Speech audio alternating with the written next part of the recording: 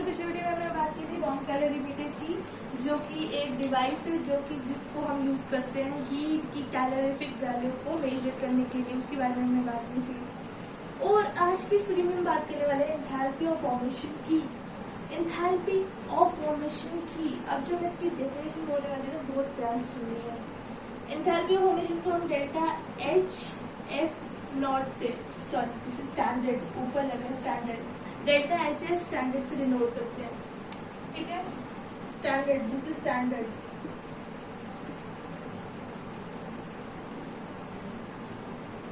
And ये जो enthalpy of formation है ये होता क्या है? एंथैल्पी ऑफ फॉर्मेशन हमें पता है डेल्टा एच क्या होता है, एक टाइप का हीट एनर्जी होती है delta H at constant pressure, and हमें पता नहीं है रिलीज हुई है या अब्सॉर्ब हुई है ना। तो एंथैल्पी ऑफ फॉर्मेशन क्या है? इस बार डेल्टा एच एफ है। ये क्या है? Enthalpy of formation, it is the amount of heat energy released और absorbed when one mole of compound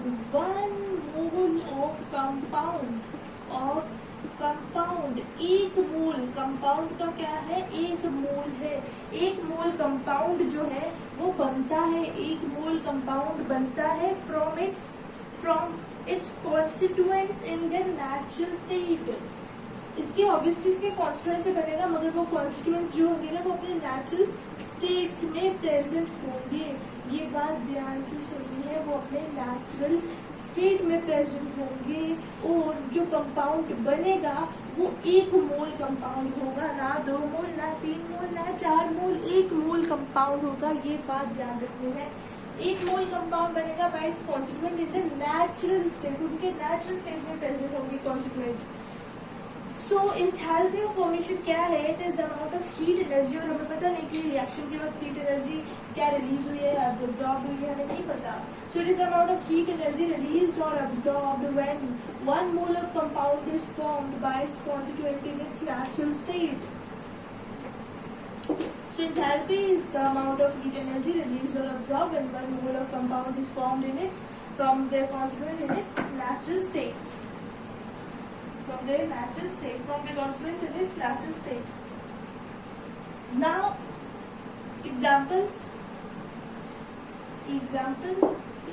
compound बना हमारा कार्बन डाइऑक्साइड।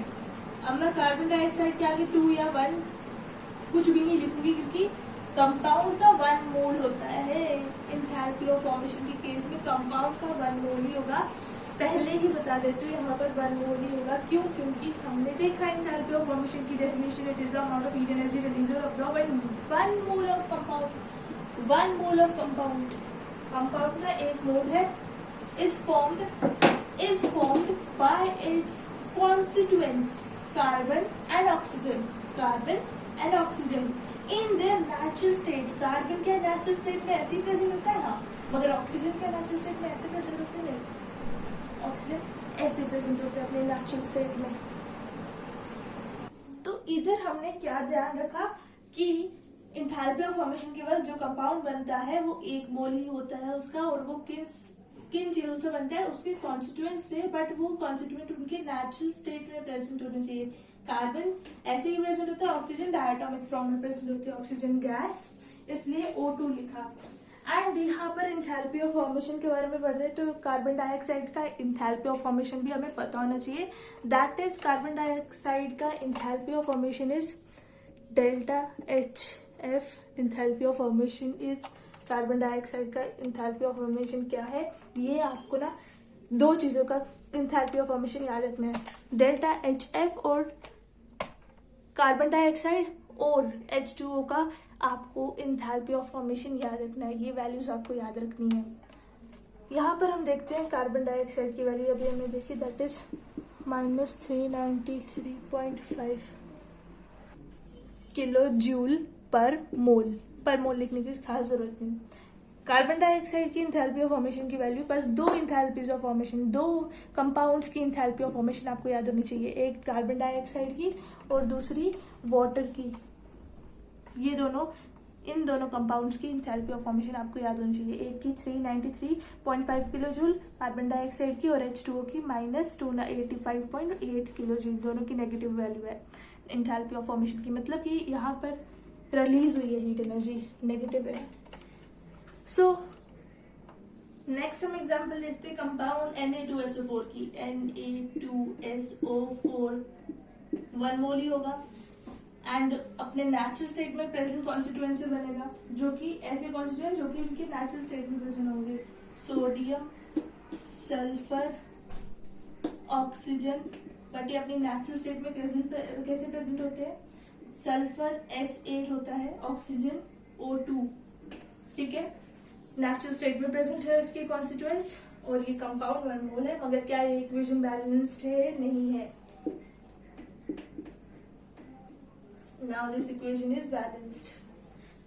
मैंने ध्यान देना, मैंने बैलेंसिंग सिर्फ रिएक्टेंट वाली साइड पे की, वहां पर नहीं। वहां पर क्यों नहीं की, क्योंकि कंपाउंड का 1 मोल होता है। ध्यान देनी है ये चीज, बहुत ध्यान से ये चीज देखनी है, ठीक है। एंड इनको जैसे सल्फर को एसिड की फॉर्म में लिखा, O को ऑक्सीजन को O2 की फॉर्म में, क्योंकि ये नेचुरल स्टेट में ऐसे ही प्रेजेंट होते हैं। So sulfur is present in the form of S8 in nature. वैसे ही हम देखते हैं H2O की एंथैल्पी ऑफ फॉर्मेशन क्या है, हमने अभी देखी थी, -285.8 किलो जूल पर मोल एंड कार्बन डाइऑक्साइड की -393.5 किलो जूल पर मोल। H2O की -285.8 किलो जूल पर mole is enthalpy of formation of H2O। And ये किससे बना, hydrogen and oxygen, hydrogen and oxygen, hydrogen and oxygen, H2, ये दोनों डायटोमिक फॉर्म में प्रेजेंट होते हैं नेचर में। आप इक्वेशन को बैलेंस करेंगे, उधर इक्वेशन को प्रोडक्ट वाली साइड पे बैलेंस नहीं करना, क्यों, क्योंकि वहां पे कंपाउंड प्रेजेंट है जो कि बना है, वो 1 मोल ही होना चाहिए। सो यहाँ पर कर लेते हैं 1/2, क्योंकि 2 से कैंसिल हो जाएगा, ये 1 हो जाएगा, ऑक्सीजन वहां पे भी 1 है, यहाँ पर भी 1 हो जाएगा, ठीक है। सो बैलेंसिंग हमेशा इस केस में, एंथैल्पी ऑफ फॉर्मेशन वाले केस में रिएक्टेंट वाली साइड होनी चाहिए, ये बात ध्यान में रखनी है आपको। Note, one thing you have to note is that standard enthalpy of formation of pure element, कोई भी प्योर एलिमेंट है,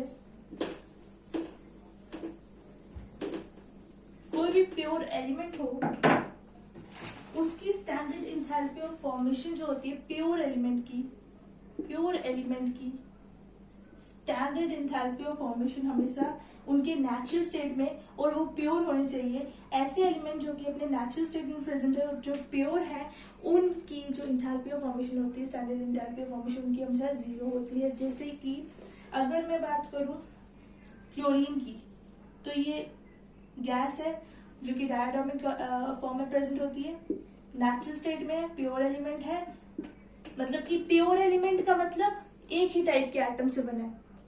एलिमेंट एटम भी हो सकता है, मॉलिक्यूल भी हो सकता है। मॉलिक्यूल है अगर, तो वो एक ही टाइप के एटम का बनाना चाहिए, that is the meaning of pure, एक ही टाइप के एटम का बनाना चाहिए मॉलिक्यूल। यहाँ पर Cl2 है, तो ये Cl2 मॉलिक्यूल जो है ये एक ही टाइप के एटम का बना है, Cl, क्लोरीन, जो कि गैसियस स्टेट में, नेचुरल स्टेट में प्रेजेंट होता है। तो ये प्योर एलिमेंट है जो कि अपनी नेचुरल स्टेट में प्रेजेंट है, गैसियस स्टेट में प्रेजेंट है, इसका मतलब इसकी स्टैंडर्ड एंथैल्पी ऑफ फॉर्मेशन क्या होगी, 0। अगर मैं बोलूं Cl2 लिक्विड, तो इसकी स्टैंडर्ड एंथैल्पी ऑफ फॉर्मेशन आप बोलोगे 0 है, क्यों, क्योंकि प्योर एलिमेंट है। मगर आपने ये नोटिस नहीं किया क्या ये नेचुरल स्टेट में प्रेजेंट है, नहीं, नेचुरल स्टेट इसकी गैसियस स्टेट है, नेचुरल स्टेट में गैसियस स्टेट में प्रेजेंट होता है।